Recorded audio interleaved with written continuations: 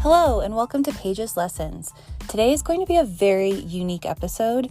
It's not going to be my regular, under 10-minute episodes this season. I actually am so excited. I interviewed somebody, and not just anyone, this amazing therapist. She and I have actually worked together when I was a behavioral health counselor. You'll hear all about her background, and the topic is going to be about boundaries. And this is really important because, this girl loves boundaries, and I really wanted to have someone on this episode that was passionate about it. Because usually when I talk to people about boundaries, it's very I don't really like doing it. I don't really, it's hard, whatever. But Jenny will give you so many great tips and knowledge. And so I immediately after we recorded this conversation, it was really just meant for the purpose of my social media and making a video. But I was like, you know what? Screw it. This needs to be on my podcast because there's so many amazing, valuable content and little golden nuggets that I just want to share with you. So I'll introduce Jenny, I'll introduce the topic and ask some questions about boundaries, and I can't wait for you to listen to this episode. Make sure to take a screenshot, tag me in it so I know, and tell me what resonated as well. If this episode really inspired you to set boundaries, if you have any more questions, please feel free to reach out. And all the information you will see in the show notes as well if you want to reach out to me or Jenny in the future. Hi, everyone. Welcome. My name is Paige Mitchell. I'm a board certified life coach, motivational speaker, and mental health advocate. I help badass goal getters reach their most ambitious dreams so they can live a fulfilling life and make a difference in their own unique way. I'm really excited about this conversation about boundaries today. I recently met with my friend and past colleague, and we talked a lot about boundaries. And so I just thought it'd be really valuable to share this information and little golden nuggets with you. And so I will be interviewing Jenny Wanty. Wanty? Wanty. Wanty. Wanty. Like I want you, girl. I want you. I want you. I've worked side by side with Jenny when I was a behavioral health counselor. When I was working at an eating disorder treatment center. And she is such an amazing clinician and overall human being. And I just can't wait to introduce her and talk more about boundaries with you today.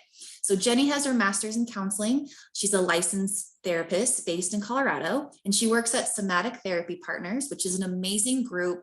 It's a psychotherapy practice located in Denver, using body-based therapy to help you heal. And so I will put them in the description as well if you wanted to follow them or go to their website. Overall, it's an amazing therapy service and I highly recommend. So without further ado, welcome, Jenny. Thank you so much. I'm excited to be interviewing and talking to you about boundaries today. Yeah, me too. Thanks, Paige, for having me. And I'm really excited to talk about boundaries because I love them so much. So glad to be here. Yay. So tell me a little bit about yourself, where you live and the type of therapy that you do. Yeah, so I live in Denver, Colorado. And so like you said, I'm a licensed counselor here in the state of Colorado. And the specific niche that I do currently is somatic therapy. And now that is an umbrella term these days. There's a lot of different things that can fall under somatic therapy. But the way I like to think about it is I'm helping folks specifically with developmental trauma. So trauma that happens from you're in the womb until about 10-ish years old.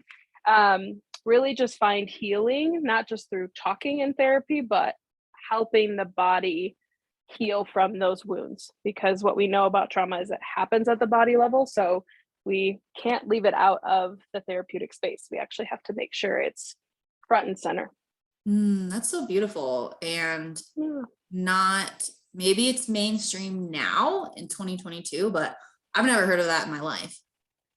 Yeah, it's definitely, I think it's becoming more and more at the forefront, but it's definitely more cutting edge, I would say, in the psychotherapy world or the therapy world. But the more research that is done, the more people are realizing how much the body is impacted in very physical ways through trauma and through stress. So I think that's part of why it's becoming more and more front and center, which I think is great. Absolutely. It's absolutely needed because every single person on this planet has experienced trauma. Little T or big T. Right. And has a body, right? Every Yeah, and person has a on this human world body. has a body. I like to say we're human meat sacks. Like this is just like what we're carrying. Like it's just we're just a meat sack. Before we dive into boundaries, tell me why you like being a therapist, or kind of what drew you to that field. Yeah. So, I mean, I could talk about it for a long time, but I will try to keep it short. I think the thing I often tell people, like, it's in my blood. So I come from a family that there's a lot of people in the therapy world, whether that's social work or teachers or therapists, or, it's literally just rampant through my family. And so I think there's something that is just in my blood, in my bones.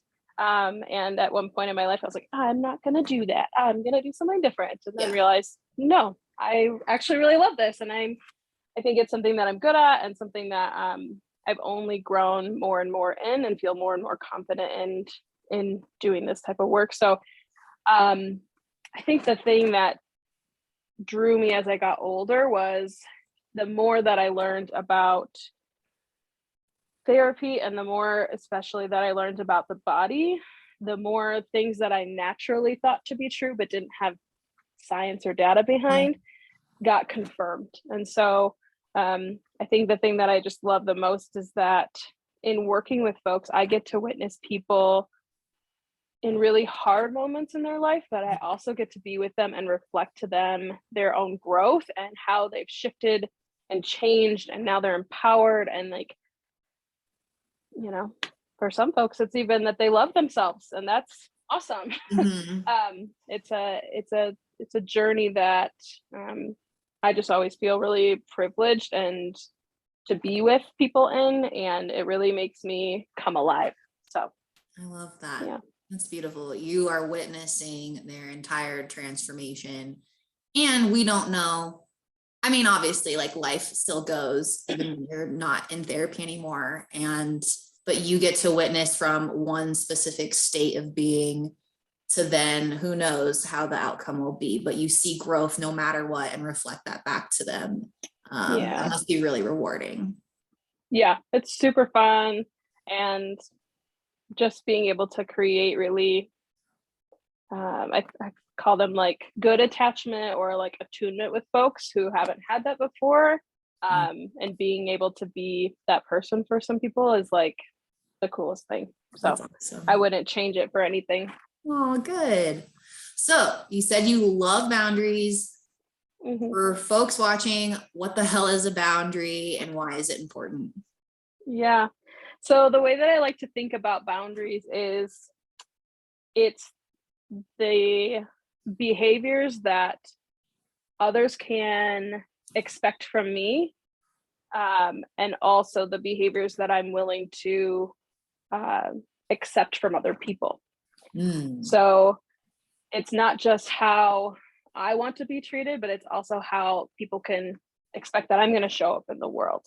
Boundaries happen like on both ends like that. And I often like to think of boundaries in like the metaphor of like fences. So like if everybody has their own home or their own house, and you get to decide what fence you want to have. So some people will have like, stone walls that are like castles and then a moat around them. Some people will have nothing and it's just open space.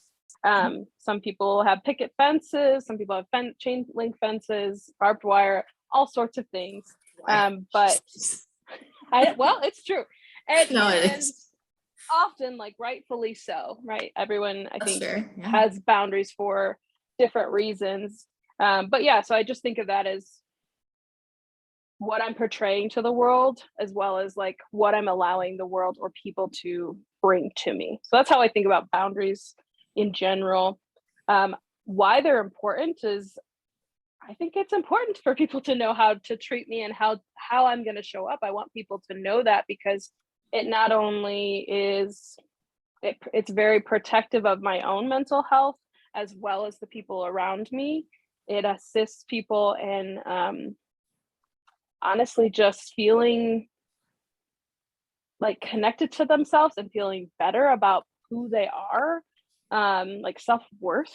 So I think boundaries create this safety of structure or enough structure that is really important, I think, in every aspect of life.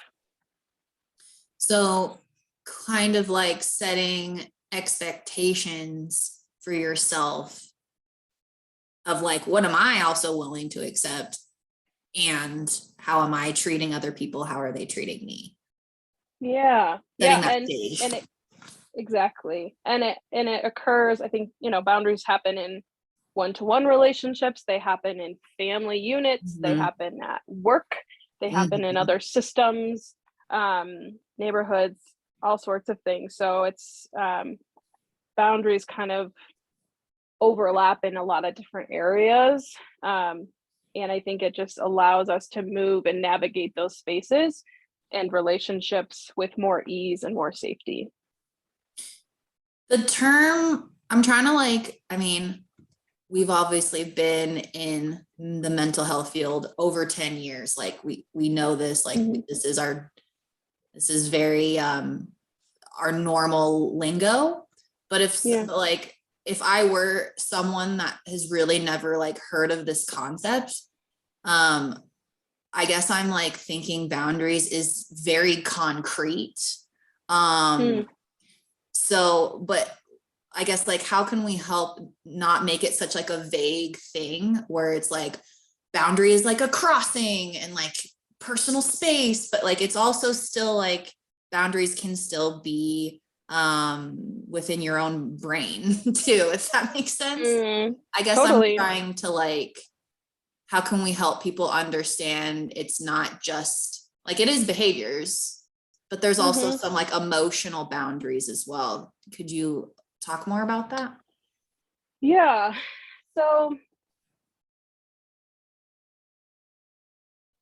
one thing that comes to mind is, my guess is a lot of us, if not all of us, have narratives that replay over and over and over and over in our minds. And that impacts how we show up in the world, impacts how we interact with ourselves. And even just like the internal dialogue that can happen. So if it's, I'm not worthy of love, and that's just going over and over again. So even holding or setting boundaries within that space, within ourselves, like it might look like the way that I think about it and often say it to my clients is like, okay, I hear you narrative. And that may have been the story until now. Or I hear you and I choose to believe something different. Or I hear you and today or in this moment, I choose to believe I'm worthy. Something where it's like, it doesn't have to be forever, because it's hard to interrupt those old patterns, but it's like interrupting or acknowledging those old patterns or narratives, but also saying like, I'm not going to do that today, or I'm not going to do that in this moment, or in this second.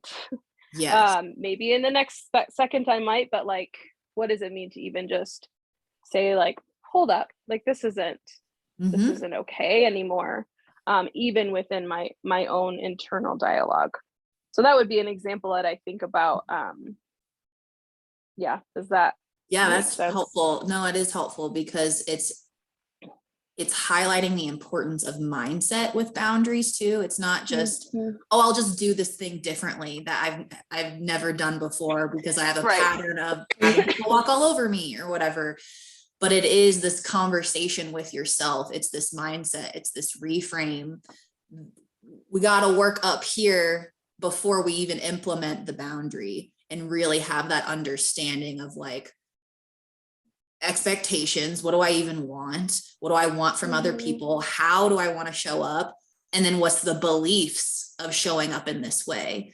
If I say no for the first time ever and no one's used to me saying no, well, I might lose friends. I might not be worthy anymore. And then it just fucking whatever.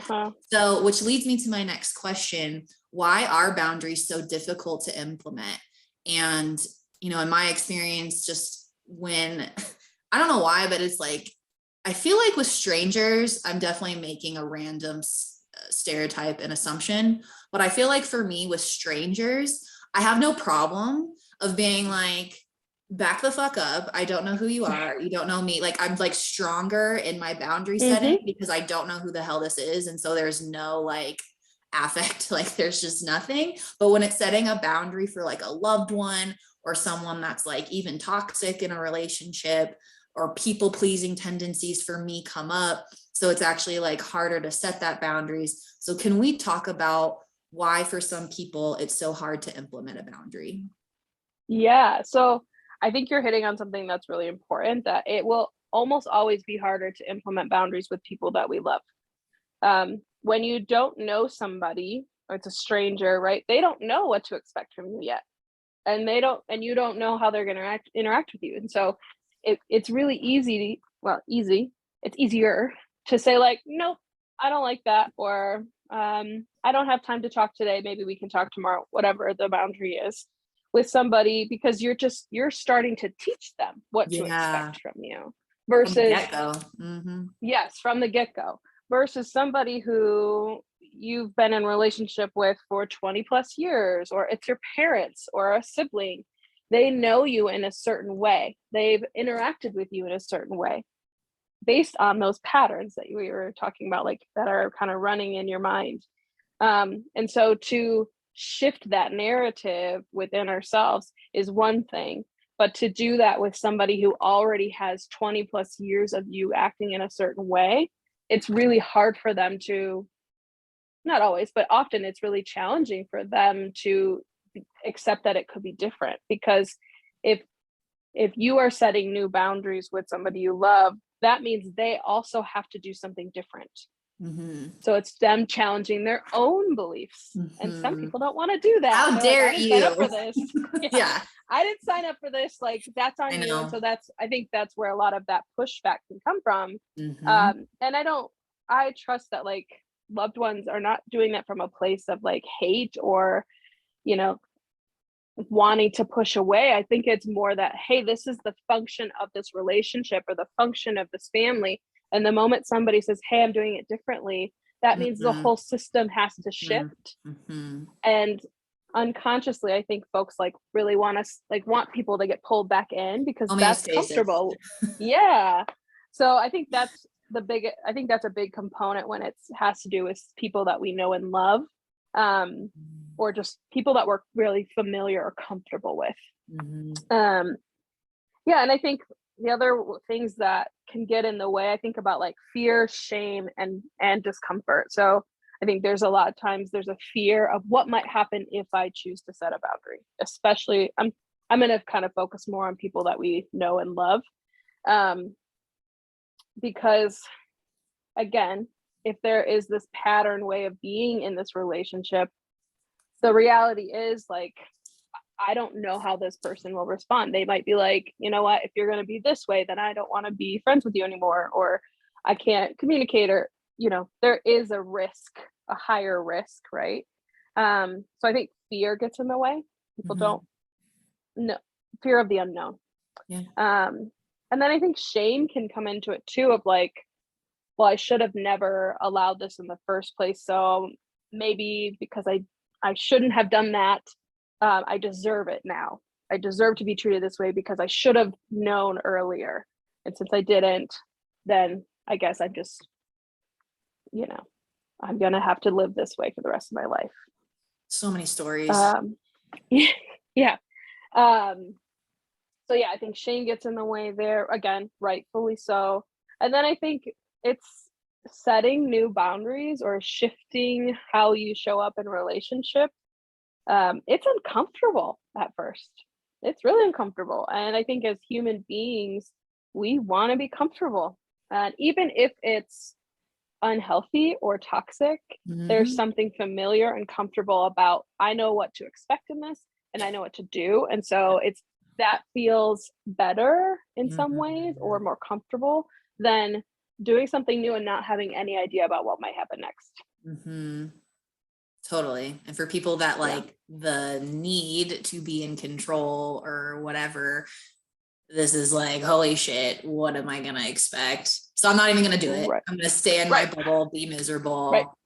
and then the stories will just keep playing. So, but some of us may not even have that awareness of the stories we're saying to ourselves, or even B, how do I know I should set a boundary? Like, is this the opportunity?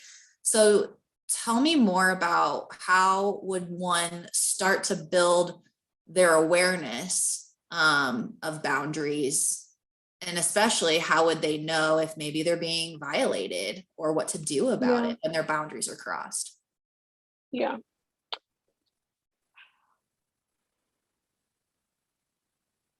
The place where I would encourage people to begin is, if you don't know your values, I would start there. I think knowing the things that we value in our lives. So whether that's, I value humor and play and family and hard work and spirituality, for example. If I know that those are my values, that can start to shape how I want to, where I might need to or want to set boundaries in my life with certain people. So I think that's a great place to begin. If you're like watching this and you're like, I don't know what you're talking about when you're talking about values. I don't know if does that work that you do, Paige, with people? It is work that I do, but okay. I would love, please tell me more about values. It's always valuable. Yeah, values are valuable. I feel like it's such a thing that like I know, and then it's hard to explain. But I mean, in short, it's just the things in life that matter to you most, even when no one else is around to witness it. So one value of mine is play. So for me, like if I don't have play in my life, like I recognize that I feel less energy, I feel less connected to other people, less connected to myself. I notice that in my body, I can start to feel more lethargic. I can start to feel more tension in my body. And so for me, I've had to put in place boundaries of play. So what I mean by that is, like, I know that every weekend definitely need to do something that's fun and playful. So that could look a lot of different ways, but that is something that I have to do every weekend. Bottom line. You make it a priority. I make it a priority. And it doesn't, and another thing is, like, I often will have like mini dance parties. It could be literally one song, and it could be in between sessions. And I'm just like, yeah, this is great. Because to me, that is so energizing and really helps me connect back to myself and back to my body. And so, yeah, so that's what I would say about like values. And that's just like one example. But I feel like when we can connect and know, like, what are the things that are most important to me, then we can start to notice, whether it's in relationship or like at work, where other people might not have that same value or might dismiss that value in some way, and starting to notice for myself, like, oh, that didn't feel good when they just laughed or like scoffed at the fact that I like to have dance parties, or like rolled their eyes. That didn't feel good in my body. It felt like a nausea in my stomach, or I felt like this sense of like wanting to move away or push away. That to me is like signs of, oh, so now that I recognize this person maybe doesn't have that value, or can't respect that this is something that I value, I might need to have certain boundaries around them, whether it's maybe I just don't engage with them about this specific thing because it doesn't feel good. So I think it's a lot about like just beginning to notice for yourself, like, one, your values, and then also when does something in your body or your nervous system tell you like something's off or something's not right. I think often it is a visceral thing when when boundaries are violated. And so for some people, it could be like a queasy feeling. You might get like headaches. You might feel really exhausted after being with somebody. And starting to to me, it's like, I would say, experiment with acknowledging or recognizing those times, And then seeing like, okay, so if I felt exhausted after hanging out with Susan for just 30 minutes, next time Susan wants me to hang out, I'm going to check in and be like, oh, I have a resistance to that. And so I might say to Susan, you know what, today's not a great day. How about I check in a few days and see if I'm feeling up to it? So that's a way to set a boundary. That's not saying, no, Susan, we will never hang out again.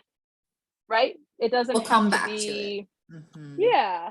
And if Susan's like, whatever, you know, Susan might have whatever response she has, but it's choosing to recognize like, ooh, something doesn't feel good about saying yes or that invitation. And so I'm going to say no for now. I love and that. just see, does that feel better after I say, and part of it might be like, oh, I feel a little anxious, or I feel a little worried about what Susan's going to think. But also, does that queasiness dissipate, right? Does that, do I feel more like I have more energy than I did the last time I hung out with Susan versus saying, no, I don't want to hang out today. So those are different ways to begin building awareness. And then the other thing that I think about is like, who in your life has healthy boundaries? And how does it feel to be around that person? How does it feel to have them set boundaries with or hold boundaries with you?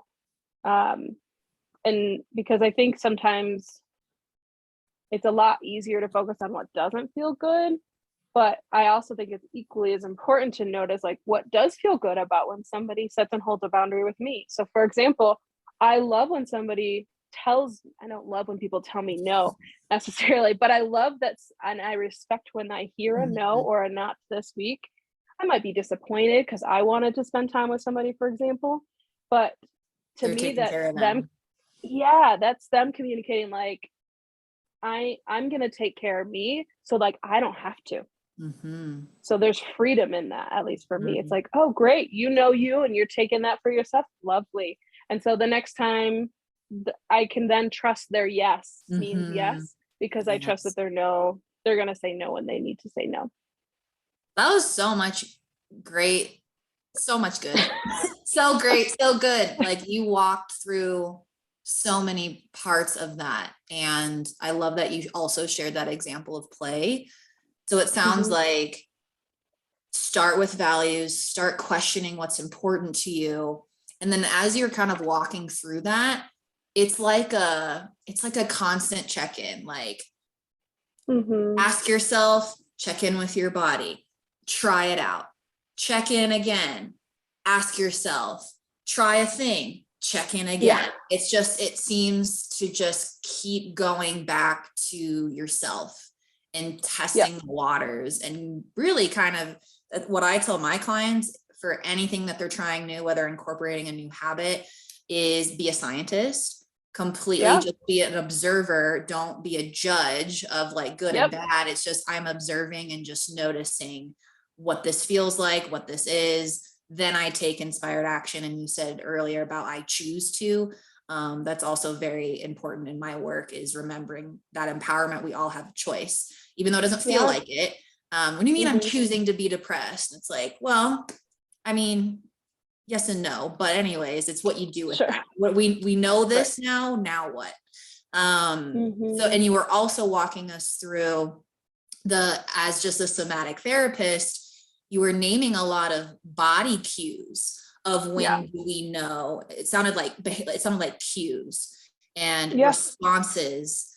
So what were you saying? Like one of them's like maybe nausea or a headache, or you like literally like move your body. Like what are other signs of your body that is telling you like this shit's about boundaries? Or why else, like what else should someone know about the connection with boundaries and body? Yeah, so great question.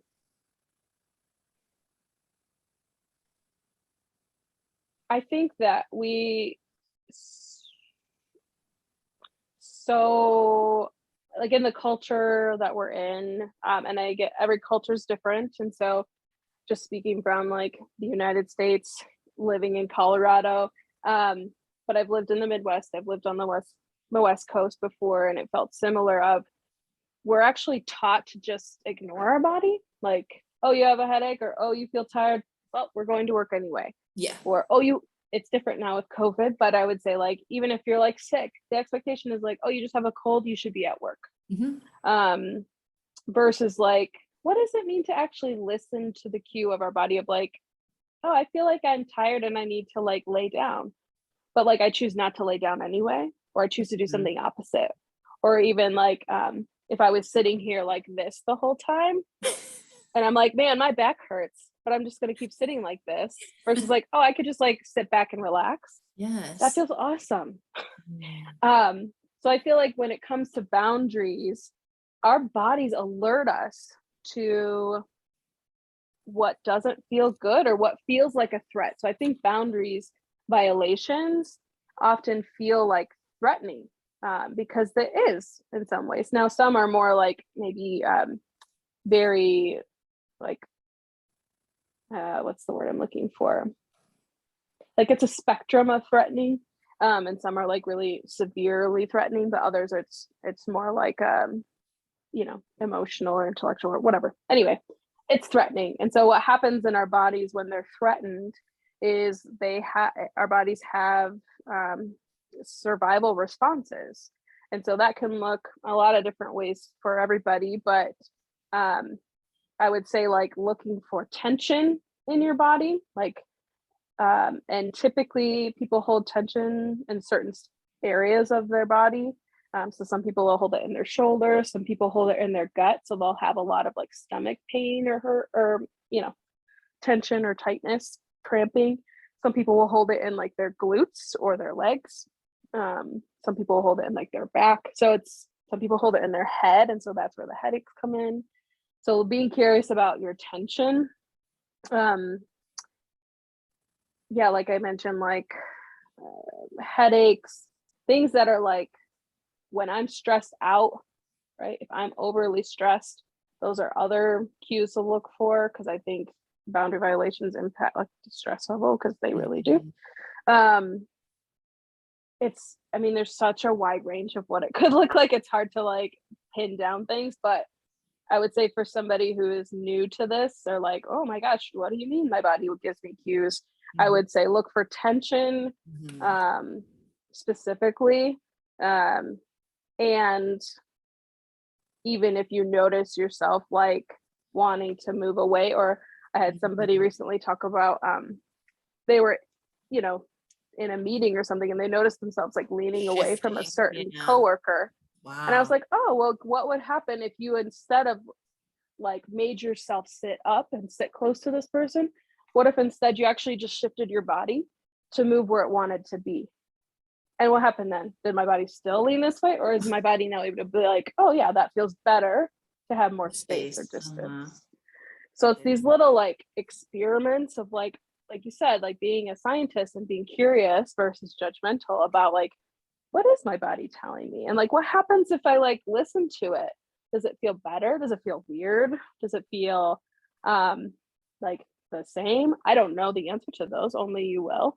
But I think that's when we begin to pay attention to our body and the cues it gives us, it will be easier and more, we will be able to more quickly recognize when something isn't right or when something is right. Oh man, when I'm around Paige, like I notice my shoulders where I normally hold tension feel really relaxed. And I don't feel like I have to like put myself together and like hold myself really tight. I feel like I can just be totally relaxed and comfortable in my chair. So that feels really good. Damn. Right? This is crazy because I'm just thinking of the people in my life, from teachers to family members to obviously friends, and just noticing, even just talking about posture, period.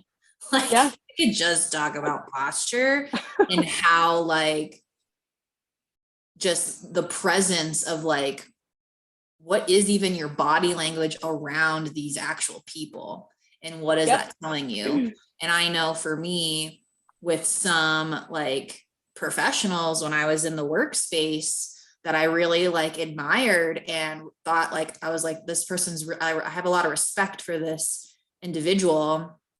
I was kind of like uptight and like alert and like, I mean, I was engaged. However, this is different, but I still just think just noticing just like, where are you, where is your body when you're just around other people? Like, do we even know what we're freaking doing? Like when we're hanging out and we're lounging on the couch with whoever you're comfortable with, like I don't know, at least for me, like I'm not putting my body in the forefront. I'm not even thinking, it's so innate, right? Like we just don't even think about it. So it's interesting of just how we carry ourselves literally.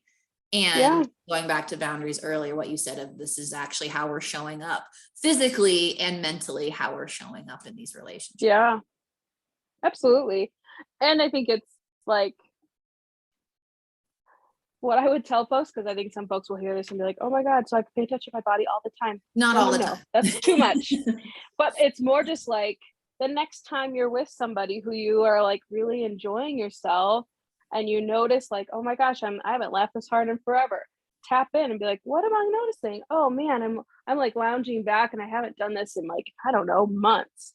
Okay, back to the thing. Or if I'm with somebody and I'm like, ooh, I just had this sense of like my whole stomach just churned at that thought. Okay, so I'm gonna just like note that and just then like just note it. And then I might come back to this and be like, I actually need to think about what you just said. I'll come back to you before I can check back in like, ooh, what do I need to say in response that my stomach immediately knew was like a little off, even if my brain is still catching up. Yes. I'm so glad you mentioned that. Make sure to not be obsessed about it and just check in. Everything that we've talked about on this video today, just check in, notice our thoughts, notice how we present ourselves, what is important to us. And just keep doing inventory without judgment.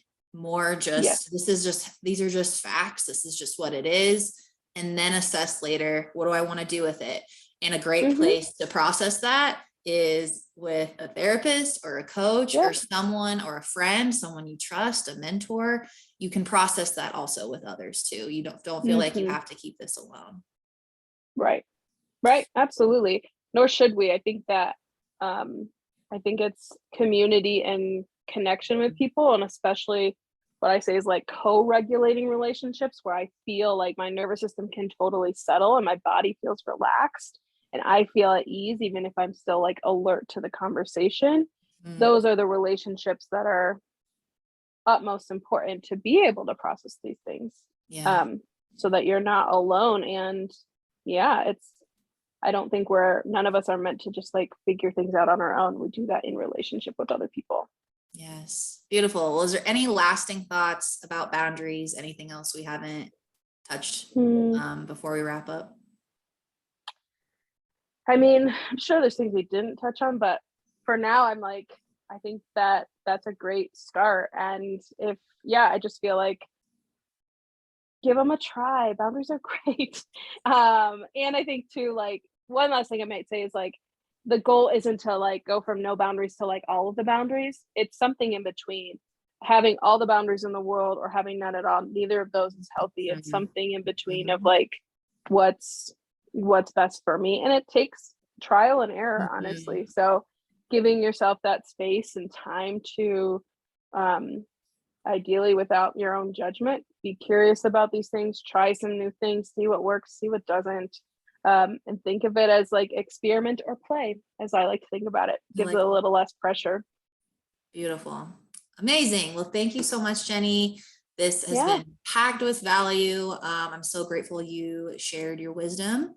Tell me where people can find you if they wanted to connect with you further.